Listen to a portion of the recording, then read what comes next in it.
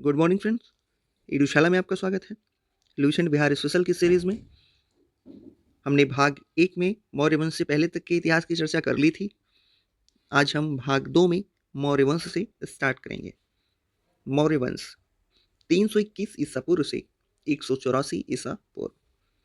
मगध के सिंहासन से नंद वंश के अंतिम सम्राट घनानंद का नाश करके चंद्रगुप्त मौर्य ने मौर्य साम्राज्य की स्थापना की। चंद्रगुप्त मौर्य और अशोक इस वंश के महान शासक थे। इन्होंने राज्य विस्तार के साथ साथ जन कल्याण के भी कार्य किए।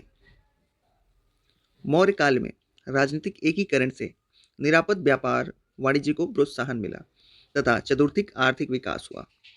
अब चंद्रगुप्त मौर्य के बारे में देखते हैं। ये 321 से 298 ईसा पूर्व के चंद्रगुप्त मौर्य के जन्म के विषय में ब्राह्मण, बौद्ध, जैन ग्रंथों में परस्पर विरोधी विवरण है। विविध प्रमाणों की आलोचनात्मक समीक्षा के बाद जो तर्क निर्धारित होता है उसके अनुसार चंद्रगुप्त मौर्य वंश का क्षत्रिय था। मौर्य शाक्यों की शाखा थी जो पिपलीवन में राज्य करती थी। मुद्रा राक्षस में चंद्रगुप्त को वृषण कहा गया है। वृषल शूद्र को कहा जाता है। चंद्रगुप्त एक साधारण कुल में 345 ईसा पूर्व में पैदा हुए। इसके बावजूद बचपन से ही वो उज्जवल भविष्य के सभी संकेत मौजूद थे उनमें। बौद्ध ग्रंथ महावंश की टीका के अनुसार चंद्रगुप्त का पिता मौर्य नगर का प्रमुख था। जब चंद्रगुप्त अपनी माता के गर्भ में था तभी उसके पिता की किसी सीमांत युद्ध में मृत्यु हो गई और उसकी मृत्यु उसकी माता अपने भाइयों द्वारा पाटलिपुत्र में सुरक्षा के उद्देश्य से पहुंचा दी गई। चंद्रगुप्त का जन्म पाटलिपुत्र में ही हुआ। जन्म के बाद उसे एक गाय पालने वाले को सुपुर्द कर दिया गया, जो गोपालक ने गौशाला में अपने पुत्र की भांति उसका पालन किया। चंद्रगुप्त जब कुछ बड़ा हुआ तो गोपालक ने उसे एक शिकारी के हाथों बेच दिया। उसका बचपन मयूर पालकों, शिकारियों, चरवाहों आदि के मध्य व्यतीत हुआ। चंद्रगुप्त बचपन से ही काफी प्रतिभाशाली था। उसने अपने समकक्ष लड़कों के बीच प्रमुखता हासिल कर ली। वह प्रायः बाल मंडली के बीच उत्पन्न विवादों का हल एक राजा की तरह किया करता था।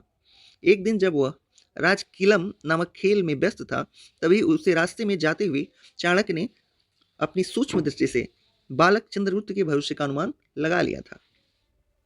चाणक्य ने 1000 कर्षार्पण देकर चंद्रगुप्त को खरीद लिया और उसे लेकर तक्षशिला आ गया। तक्षशिला तत्कालिक शिक्षा का विख्यात केंद्र था। वहां सभी आवश्यक कलाओं विधाओं की विधिवत शिक्षा प्राप्त करके चंद्रगुप्त विद्या में निपुण हो गया। यहाँ उसने युद्ध कला की बेहतर शिक्षा पाई। चाणक्य और चंद्रगुप्त ने घनानंद के विरुद्ध सिकंदर का उपयोग करने की कोशिश की तथा इसी संदर्भ में संभवतः चंद्रगुप्त सिकंदर से मिला था, परंतु सिकंदर ने उसकी कोई मदद नहीं की। सिकंदर की अकाल मृत्यु 323 या 322 ईसा पूर्व के बीच बेबीलोन में हो गई। ऊपरी सिंधु घाटी की प्रमुख यूनानी क्षत्रप फिलिप द्वितीय की हत्या 325 ईसा पूर्व में ही हो गई थी। इस समय चंद्रगुप्त ने अपने उद्देश्यों की पूर्ति हेतु व्यापक योजना बना ली। चाणक्य ने जिस कार्य हेतु चंद्रगुप्त को तैयार किया था इसके 2 उद्देश्य थे। पहला, यूनानियों के विदेशी शासन से देश को मुक्त कराना। दूसरा, नंदों के घृणित और अत्याचारपूर्ण शासन का अंत करना। चंद्रगुप्त ने सबसे पहले एक सेना तैयार किया, स्वयं को राजा बनाया। उसके उपरांत सिकंदर के क्षत्रप के विरुद्ध संघर्ष प्रारंभ किया। मगध की ओर प्रस्थान 317 ईसा पूर्व तक उसने संपूर्ण सिंध पंजाब के प्रदेशों पर अधिकार कर लिया था। वहां एक छत्र शासक बन गया।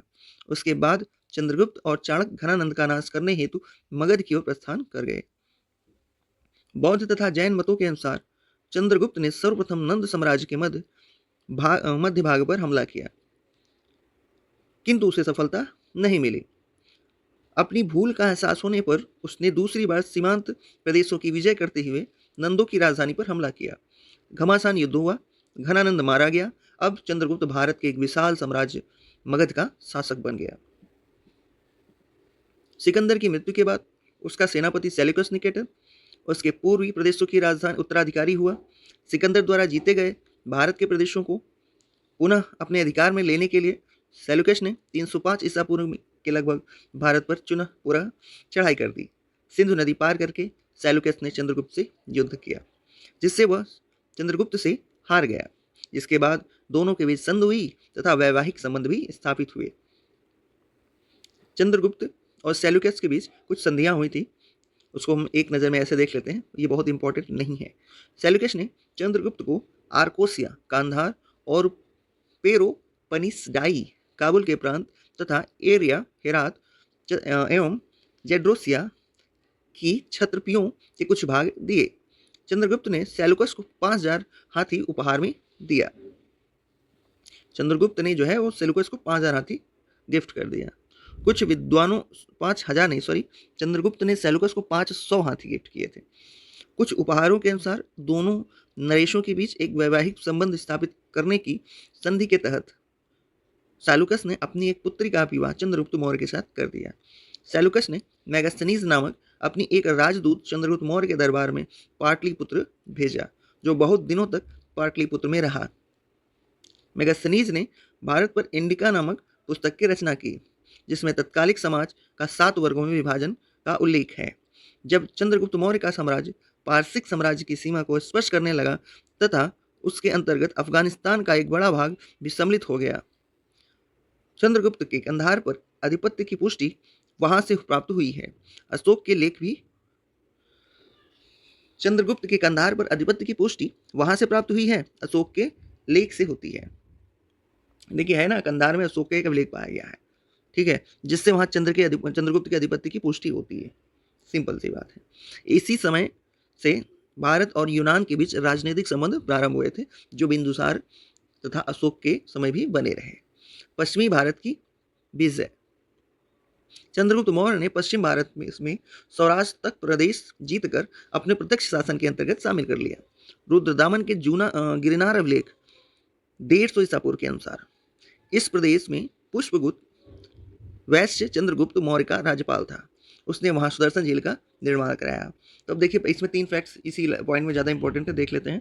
पहले फिर से सुन लीजिए, रुद्रदामन के गिरनार अभिलेख। तो गिरनार अभिलेख किसका है? रुद्रदामन का है। दूसरा, इस प्रदेश में पुष्यगुप्त वैश्य चंद्रगुप्त का राज्यपाल था। तीसरा फैक्ट, सुदर्शन झील का निर्माण कराया पुष्पगुप्त वैश्य ने। अब चूंकि यह राज्यपाल था मौर्य वंश का, इसीलिए अगर कभी डायरेक्ट इनडायरेक्ट पूछता है कि सुदर्शन झील का निर्माण किसने करवाया और उसने पुष्यगुप्त वैश्य न दे के चंद्रगुप्त मौर्य दे दे, तो आप उसको टिक लगा देंगे। लेकिन अगर पुष्यगुप्त वैश्य दिया है तो आप वही लगाइएगा। सौराष्ट्र के दक्षिण में सुपारा तक चंद्रगुप्त मौर्य द्वारा विजित व शासित था। दक्षिण विजय। दक्षिण में चंद्रगुप्त मौर्य ने उत्तरी कर्नाटक तक विजय प्राप्त की। जैन स्रोतों के अनुसार चंद्रगुप्त ने अपने जीवन के आखिरी दिनों में जैन धर्म स्वीकार कर लिया। उसी स्थान पर मैसूर के निकट तपस्या करने के लिए गया जो उसके साम्राज्य में था। उससे यह प्रमाणित होता है कि श्रवण गोलबेला तक उसका अधिकार था। साम्राज्य का विस्तार। मगध साम्राज्य के उदय की भी जो परंपरा बिंबिसार के काल में प्रारंभ हुई थी, वह चंद्रगुप्त के समय पराकाष्ठा पर पहुंच गई। उसका विशाल साम्राज्य उत्तर पश्चिम में ईरान की सीमा से लेकर दक्षिण में वर्तमान उत्तरी कर्नाटक तक तथा पूर्व में मगध से लेकर पश्चिम में सौराष्ट्र तथा सुपारा तक का संपूर्ण प्रदेश उसके साम्राज्य के अधीन था। हिंदुकुश पर्वत भारत की वैज्ञानिक सीमा थी। यूनान लेखकों ने हिंदुकुश को इंडियन काकेशस कहा है। यहीं पर चंद्रगुप्त मौर्य ने सेल्यूकस को पराजित किया था। इस पूरे विशाल मगध साम्राज्य की राजधानी पाटलिपुत्र थी। चंद्रगुप्त मौर्य का मूल्यांकन। मौर्य साम्राज्य के संस्थापक चंद्रगुप्त मौर्य को भारत का मुक्तिदाता भी कहा जाता है, क्योंकि उसने यूनानियों के प्रभुत्व से भारत को मुक्ति दिलाई। कौटिल्य के अर्थशास्त्र के अनुसार चंद्रगुप्त मौर्य ने मौर्य प्रशासन तंत्र का भी निर्माण किया, जो भारतीय उपमहाद्वीप में विकसित पहली देशव्यापी शासन प्रणाली थी। प्रशासन केंद्रीकृत और कठोर था। देखिए पूछा भी हुआ है लास्ट ईयर में कि प्रशासन कैसा था, तो ये प्रशासन केंद्रीकृत था। करों का बाहुल्य था और आम जनता का पंजीकरण अनिवार्य था। प्रशासन का केंद्र बिंदु सम्राट था। सेना सुसंगठित और शक्तिशाली थी और अर्थव्यवस्था पर राज्य का पूर्ण नियंत्रण था। इस प्रशासनिक व्यवस्था को उदार और कल्याणकारी स्वरूप अशोक ने दिया। मैगस्थनीज की इंडिका में राजधानी पाटलिपुत्र के नगर प्रशासन की विस्तृत चर्चा के साथ नगर प्रशासन की देखरेख के लिए 6 समितियों की भी चर्चा मिलती है। उसके शासनकाल के अंत में मगध में 12 वर्षों का भीषण अकाल पड़ा। जैन परंपराओं के अनुसार अपने विजय के अंतिम दिनों में वह जैन हो गया अपने जीवन के अंतिम दिनों में वह जैन हो गया तथा उसने भद्रबाहु की शिष्यता ग्रहण कर ली। ये सारी बातें चंद्रगुप्त मौर्य के पर्सपेक्ट में हो रही हैं, ध्यान रखिएगा। अपने पुत्र के पक्ष में सिंहासन त्याग कर वह भद्रबाहु के साथ श्रावण बेलगोला कर्नाटक में चंद्रगिरी पर्वत पर तपस्या करने चला गया, जहां 298 ईसा पूर्व के लगभग उसने जैन विधि से उपवास पद्धति द्वारा प्राण त्याग दिया। जैन धर्म की इस विधि को संलेखना कहा गया है। श्रावण बेलगोला की एक छोटी पहाड़ी आज भी चंद्रगिरी कहलाती है तथा वहां चंद्रगुप्त बस्ती नामक एक मंदिर भी है। बाद में कई लेखों में भी भद्रबाहु चंद्रगुप्त मुनि का उल्लेख मिलता है। अब चाणक्य के बारे में थोड़ी सी चर्चा करेंगे हम। चंद्रगुप्त मौर्य का गुरु व प्रधानमंत्री चाणक्य एक महान पंडित विद्वान था। वह विष्णुगुप्त या कौटिल्य के नाम से भी जाना जाता था। चाणक्य तक्षशिला के कुंठिल नामक ब्राह्मण कुल से उत्पन्न हुआ था तथा तक्षशिला में शिक्षा का केंद्र का प्रमुख आचार्य था। वह वेदों, शास्त्रों, राजनीति व कूटनीति का महान ज्ञाता था। पुराणों में उसे श्रेष्ठ ब्राह्मण कहा गया है। एक बार मगध के राजा ने यज्ञशाला में उसे अपमानित किया, जिससे क्रोध में आकर उसने नंद वंश को समूल नष्ट करने की प्रतिज्ञा कर ली। चंद्रगुप्त मौर्य जब विशाल मगध साम्राज्य या भारत का एक छत्र सम्राट बना, तब कौटिल्य प्रधान पुरोहित के पद पर आसीन हुए। जैन ग्रंथों के अनुसार चंद्रगुप्त की मृत्यु के बाद उसका पुत्र बिंदुसार सिंहासन पर बैठा, तो उसके काल में भी कुछ समय तक कौटिल्य प्रधानमंत्री बना रहे। कौटिल्य रचित अर्थशास्त्र हिंदू राजशासन से संबंधित प्राचीनतम उपलब्ध पुस्तक है। अर्थशास्त्र मौर्य काल की रचना है, जिसमें मूलतः चंद्रगुप्त मौर्य के प्रधानमंत्री कौटिल्य के विचार स्वयं उसी के द्वारा प्रस्तुत किए गए हैं। कालांतर में अर्थशास्त्र में अन्य लेखकों द्वारा कुछ अंश जोड़ दिए गए, जिससे मूल ग्रंथ का स्वरूप परिवर्तित हो गया। मूल ग्रंथ अर्थशास्त्र को 4वीं शताब्दी ईसा पूर्व की रचना मानी जा सकती है। ये फैक्ट ध्यान रखिएगा, पूछा हुआ है। मूल ग्रंथ अर्थशास्त्र को किस शताब्दी की रचना माना जा सकता है? तो ये 4वीं शताब्दी ईसा पूर्व की रचना माना जा सकता है। अर्थशास्त्र में 15 अधिकरण तथा 180 प्रकरण हैं। इस ग्रंथ में इसके श्लोक की संख्या 4000 बताई गई है। चंद्रगुप्त के उत्तराधिकारी बिंदुसार 298 ईस्वी पूर्व से 273 ईसा पूर्व के समय में मौर्य साम्राज्य का गौरव बना रहा। विदेश संबंध भी विकसित रहे और यूनानी दूत ड्रिमाक्लस उसके दरबार में रहा। डिमाक्लस बिंदुसार 298 से 273 ईसा पूर्व। चंद्रगुप्त मौर्य के बाद उसका पुत्र बिंदुसार मगध के सिंहासन पर 298 ईसा पूर्व में बैठा। उसके काल में साम्राज्य के कुछ क्षेत्रों में विद्रोह हुए, जिसे उसने अपने पुत्र अशोक की सहायता से नियंत्रित कर लिया। जैन ग्रंथों के अनुसार बिंदुसार की माता का नाम दुर्धरा था। यूनानी लेखकों ने बिंदुसार को अमित्रोकेडिस कहा, जिसे संस्कृत में अमित्रघात यानी शत्रुओं का नाश करने वाला कहा जाता है। थेरवाद परंपरा के अनुसार वह ब्राह्मण धन का अनुयायी था। बिंदुसार के समय में भारत की पश्चिमी एशिया के साथ व्यापारिक संबंध अच्छा था। साथ ही पश्चिमी यूनानी राज्यों के साथ मैत्री संबंध भी कायम रहा। बिंदुसार के दरबार में सीरिया के राजा एंटियोकस ने डाइमेकस नामक राजदूत भेजा था। वह मैगस्थनीज के स्थान पर आया था। मिस्र के राजा टालमी फिलाडेल्फ 285 से 247 ईसा पूर्व के काल में संभवतः डायोनीसियस नामक राजदूत मौर्य दरबार बिंदुसार की सभा में आया था। प्रशासन के क्षेत्र में बिंदुसार ने अपने पिता की व्यवस्था का ही अनुसरण किया। उसने अपने साम्राज्य को प्रांतों में विभाजित किया तथा प्रत्येक प्रांत को उपराजा के रूप में कुमार नियुक्त किए। फिर से प्रशासन के क्षेत्र में बिंदुसार ने अपने पिता की व्यवस्था का ही अनुसरण किया। उसने अपने साम्राज्य को प्रांतों में विभाजित किया तथा प्रत्येक प्रांत को उपराजा के रूप में कुमार नियुक्त किए। उसके समय में प्रशासनिक कार्यों के लिए अनेक महामात्रों की भी नियुक्ति की गई। दिव्यावदान के अनुसार अवंती राष्ट्र का उपराजा राज्यपाल अशोक था। तो ये पूछता है अशोक कहाँ का राजा बनने से पहले कहाँ का उपराज्यपाल था, या राज्यपाल था या उपराजा था, तो वो ध्यान रखिएगा अवंती का था। और इसकी हमें जानकारी कहाँ से मिलती है, तो इसकी जानकारी हमें दिव्यावदान से मिलती है। बिंदुसार की सभा में ना 500 सदस्यों वाली एक मंत्रिपरिषद भी थी, जिसका प्रधान ना खल्लाटक था। कौन था जिसका प्रधान? खल्लाटक था। बिंदुसार ने 25 वर्षों तक राज्य किया। अंततः 273 ईसा पूर्व में वो मर गया। अशोक 273 ईसा पूर्व से 232 ईसा पूर्व। बिंदुसार की मृत्यु के बाद उसका सुयोग्य पुत्र अशोक प्रियदर्शी 273 ईसा पूर्व में लगभग मौर्य साम्राज्य गद्दी पर बैठ गया। राजगद्दी प्राप्त करने के लिए अशोक को अपने अतिरिक्त आंतरिक स्थिति सुदृढ़ करने में 4 वर्षों का समय लगा। फलतः राज्यारोहण के 4 साल बाद 269 ईसा पूर्व में उसका राज्याभिषेक हुआ। अच्छा, उसके राज्याभिलेखों में अभिषेक के काल 269 ईसा पूर्व से ही राज्य गणना की गई है। मास्की एवं गुर्जरा लेखों में उसका नाम अशोक मिलता है। तो ये क्वेश्चन लास्ट ईयर ही पूछा गया था कि अशोक का नाम अशोक किस में मिलता है, तो ये ध्यान रखिएगा मास्की और गुर्जरा दोनों लेखों में मिलता है उसका नाम। पुराणों में उसे अशोक वर्धन कहा गया है। दिव्यावदान व सिंगली अनुसूतियों के साथ अशोक अपने पिता के शासनकाल में अवंती मतलब उज्जैनी का उपराज्यपाल था। तो याद रखिए अवंती जिसको उज्जैनी भी कहते हैं। बिंदुसार के बीमार पड़ने पर वह राजधानी पाटलिपुत्र आया था। सिंगली अनुसूतियों के अनुसार अशोक ने 99 भाइयों की हत्या करके राज सिंहासन प्राप्त किया, लेकिन उत्तराधिकार के इस युद्ध का समर्थन स्वतंत्र प्रमाणों से नहीं होता। अशोक के 5वें अभिलेख में जीवित भाइयों की परिवारों का उल्लेख मिलता है। अशोक के 5वें अभिलेख में जीवित भाइयों के परिवारों का उल्लेख मिलता है। अभिलेखीय साक्ष्य से यह ज्ञात होता है कि अशोक के शासन में विभिन्न भागों में उसके भाई निवास करते थे, जबकि उसके कुछ भाई विभिन्न राज्यों के राज्यपाल भी थे। दिव्यावदान में अशोक की माता का नाम शुभदांगी मिलता है, जो चंपा के एक ब्राह्मण की पुत्री थी। दक्षिण परंपराओं से में उसे धर्मा कहा गया है।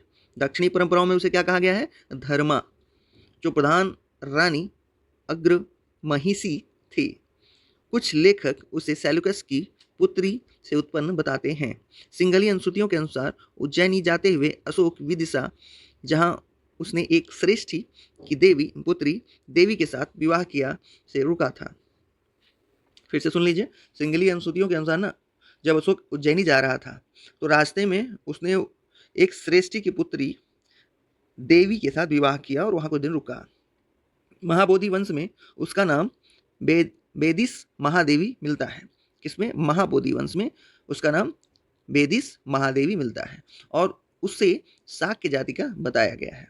उसी से अशोक के पुत्र महेंद्र तथा संघमित्रा का जन्म हुआ था और वहीं उसकी पहली पत्नी थी। दिव्यावतान में उसकी एक पत्नी का नाम त्रिस्यरक्षिता या ये पढ़िए तिस्यरक्षिता का उल्लेख मिलता है, परंतु अशोक के लेख में केवल उसकी पत्नी कारुवाकी का नाम ही है, जो तीवर की माता थी। दिव्यावदान में अशोक के 2 भाइयों सुसिम और विगतासेओक का उल्लेख मिलता है। बौद्ध परंपराओं एवं कथाओं के अनुसार बिंदुसार अशोक को नहीं बल्कि उसके बड़े भाई सुसिम को गद्दी पर बिठाना चाहता था, किंतु बिंदुसार के निधन के पश्चात अमात्यों की सहायता से अशोक ने गद्दी पर कब्जा कर लिया और उत्तराधिकार के युद्ध में अन्य सभी राजकुमारों की हत्या कर दी। उत्तरी बौद्ध परंपराओं में यह युद्ध सिर्फ अशोक एवं उसके बड़े भाई सुसिम के बीच बताया गया है। कलिंग युद्ध। महापद्मनंद ने कलिंग को अपने राज्य में मिला लिया था। चंद्रगुप्त मौर्य, जिसने लगभग समस्त भारत व सुदूर इलाके तक राज्य विस्तार किया, के शासनकाल की संभवतः किया महापद्मनंद ने कलिंग को अपने राज्य में मिला लिया था। चंद्रगुप्त मौर्य, जिसने लगभग समस्त भारत व सुदूर इलाके तक राज्य विस्तार किया था, के समय निश्चित ही कलिंग भी मगध साम्राज्य का अंग रहा होगा।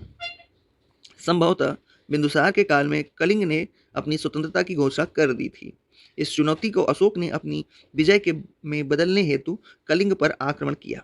कलिंग भी उस समय व्यापारिक दृष्टि से महत्वपूर्ण राज्य था। अशोक ने अभिषेक के 8वें वर्ष में 261 ईसा पूर्व में कलिंग युद्ध शुरू किया। अशोक के 13वें शिलालेख के अनुसार उसमें 1,50,000 व्यक्ति बंदी बनाकर निर्वासित कर दिए गए, 1 लाख लोगों की हत्या की गई तथा उससे कई गुना अधिक लोग मारे गए। इस युद्ध के बाद मौर्य साम्राज्य की सीमा बंगाल की खाड़ी तक विस्तृत हो गई। यह कलिंग युद्ध का तत्कालिक लाभ था।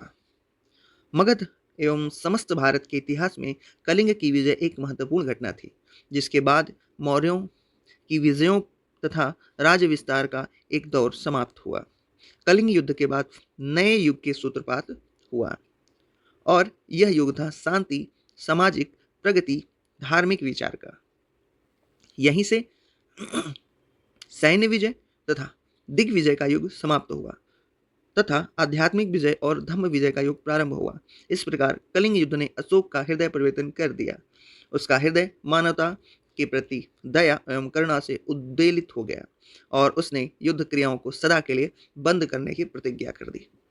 कलिंग युद्ध के पश्चात अशोक ने बौद्ध धर्म को अपना लिया और साम्राज्य के सभी साधनों को जनता के कल्याण हेतु लगा दिया। अशोक द्वारा बौद्ध धर्म के प्रचार हेतु जो साधन अपनाए गए वे निम्न थे। धर्म यात्रा का प्रारंभ, राजकीय पदाधिकारियों की नियुक्ति, धर्म महामात्रों की नियुक्ति, दिव्य रूपों का प्रदर्शन, धर्म श्रवण एवं धर्मोपदेश की व्यवस्था, लोकोपकारिता का कार्य, धर्म लिपियों को खुदवाना, विदेशों में धर्म प्रचारकों को भेजना आदि। अशोक ने बौद्ध धर्म का प्रचार करने के लिए धर्म यात्राओं की शुरुआत की। अपने अभिषेक के 10वें वर्ष में वह बोध गया की यात्रा पर गया, जो उसकी पहली यात्रा थी। कौन सी? बोध गया की यात्रा। अपने अभिषेक के 20वें वर्ष वह लुम्बिनी ग्राम गया और वहां का कर घटाकर 1/8 कर दिया। उसने नेपाल की तिराई में स्थित निगलीवा में कनक मुनि के स्तंभ की मरम्मत कराई। अशोक के इन कार्यों का जनता पर काफी सकारात्मक प्रभाव पड़ा और वे बौद्ध धर्म की ओर आकर्षित हुए। अपने विशाल साम्राज्य में बौद्ध धर्म के प्रचार हेतु अशोक ने साम्राज्य के उच्च पदाधिकारियों की नियुक्ति की। स्तंभ लेख 3 और 7 के अनुसार उसने व्यस्त, रज्जुक, प्रादेशिक तथा युक्त नामक पदाधिकारियों को जनता के बीच जाकर धर्म प्रचार करने तथा उपदेश देने का आदेश दिया।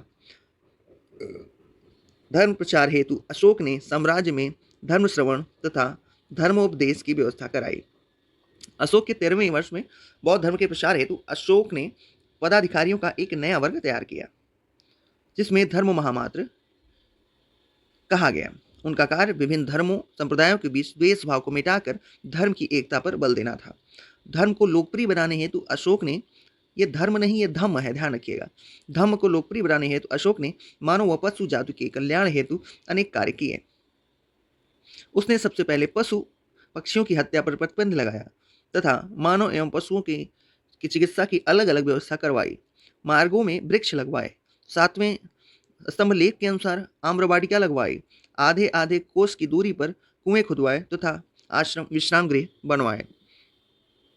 इन कार्यों को महान पुण्य का कार्य एवं स्वर्ग प्राप्ति का साधन मानते हुए ऐसे कार्य करने के उपदेश बौद्ध ग्रंथ संयुक्त निकाय में दिया गया है।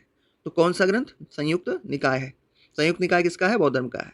संभवतः इसी से प्रभावित होकर अशोक ने विभिन्न स्थानों व शिलाओं तथा स्तंभों पर निर्देशों, उपदेशों एवं सिद्धांतों को उत्कीर्ण करवाया। ये लेख अशोक के विशाल साम्राज्य के कोने कोने में फैले थे। अशोक के 6ठे स्तंभ लेख से ज्ञात होता है कि अशोक ने अपने धम्मलेख अपने राज्याभिषेक के 269 ईसा पूर्व के 12 वर्ष बाद लगभग 257 ईसा पूर्व में लिखवाना शुरू किया था। साधारण शब्दों में समझाएं तो अशोक का जो 6वां स्तंभ लेख है ना, उससे पता चलता है कि अशोक ने अपने धर्मलेख लिखवाने का कार्य जो है ना, वो अपने शासक बनने के 12वें वर्ष से स्टार्ट कराया था। और वो कौन सा है? 257 ईसा पूर्व है लगभग। इन धर्म लेखों का उद्देश्य यह था कि पाषाणों पर खुदे होने से वे लेख चिरस्थायी होंगे तथा उनके परवर्ती पुत्र पौत्र उनके भौतिक व नैतिक लाभ हेतु इसका अनुसरण करेंगे। और जो ये स्तंभ इन्होंने खुदवाए, इन लेखों की भाषा संस्कृत न होकर पाली थी, जो इस काल में आम लोगों की भाषा थी, जिससे धर्म काफी लोकप्रिय हुआ। अशोक ने दूर दूर तक बौद्ध धर्म के प्रचार हेतु दूतों व प्रचारकों को विदेश में भेजा। अपने दूसरे व 13वें शिलालेख में उसने उन देशों का नाम लिखवाया है जहां उसने दूत भेजे थे। तो अशोक द्वारा विदेशों में दूत भेजने का प्रमाण कहाँ से मिलता है? तो दूसरे और 13वें शिलालेख से, ध्यान रखिएगा, जिसमें दक्षिणी सीमा पर स्थित राज्य चोल, पांड्य, सत्यपुत्र, केरलपुत्र और ताम्रपर्णी मतलब श्रीलंका के नाम वर्णित हैं। ठीक है, तो विदेश संबंध की जानकारी कहाँ से मिलती है? दूसरे और 13वें शिलालेख से, ध्यान रखिएगा, दूसरा और 13वां शिलालेख। 13वें शिलालेख में 5 यवन राजाओं सीरिया नरेश, अंतियोकस, मिस्र नरेश, तुर्मय और मैसिडोनियन राजा अंतिकिनी और सीरिन नरेश मग और एपीरस अलिक सुंदर का नाम मिलते हैं। इनके राज्यों में उनके धर्म प्रचार गए थे। अंतियोक पश्चिम एशिया, सीरिया का राजा एंटियोकस थियस तथा तुर्मय मिस्र का राजा टॉलमी का शासक टॉलमी फिलाडेल्फ था। फिर से, अंतियोक पश्चिम एशिया, सीरिया का राजा एंटियोकस एथिस या थियस तथा तुर्मय मिस्र का शासक टालमी फिलाडेल्फ था। अंतिकिन को मैसिडोनिया का एंटिगोनस गोनाटस माना जाता है। फिर से, एंटिकिन को मैसिडोनिया का एंटिगोनस गोनाटस माना जाता है। मग से तात्पर्य उत्तरी अफ्रीका की साइरीनी का नरेश मगस से है। किससे? मगस। अलिक सुंदर को कुछ विद्वान एपिरस या इपाइरस का राजा अलेक्जेंडर तथा कुछ विद्वान उसे करिंथ का राजा अलेक्जेंडर मानते थे। इसी शिलालेख में वह बताता है कि जहां देवताओं के प्रिय के दूत नहीं पहुंचे, वहां के लोग भी धर्मानुसार धर्म विधान एवं धर्म विचार के प्रसिद्धि सुनकर उनका अनुसरण करते थे। ऐसे स्थानों से तात्पर्य चीन एवं वर्मा से है। लंका में बौद्ध धर्म प्रचारकों को विशेष सफलता मिली। अशोक के पुत्र महेंद्र वर्मन ने वहां के राजा तिस्स को बौद्ध धर्म में दीक्षित कर लिया तथा तिस्स ने संभवतः उसे राजधर्म बना लिया एवं स्वयं अशोक का अनुकरण करते हुए उसने भी देवनाम प्रिय की उपाधि धारण की। किसने धारण की? तिस्स ने। और तिस्स कौन था? श्रीलंका का राजा। अशोक का धम्म प्राकृतिक भाषा का है तथा संस्कृत शब्द धर्म का पर्यायवाची है।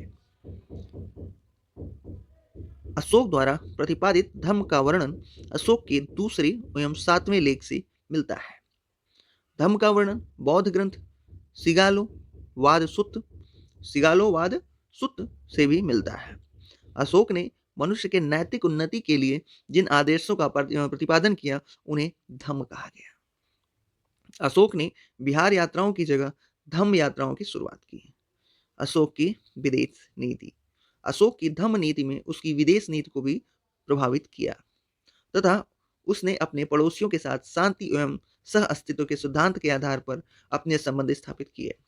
उसने साम्राज्यों के पश्चिमी एवं दक्षिणी सीमा पर स्थित राज्यों के साथ राजनयिक एवं मैत्रिक संबंध स्थापित किए।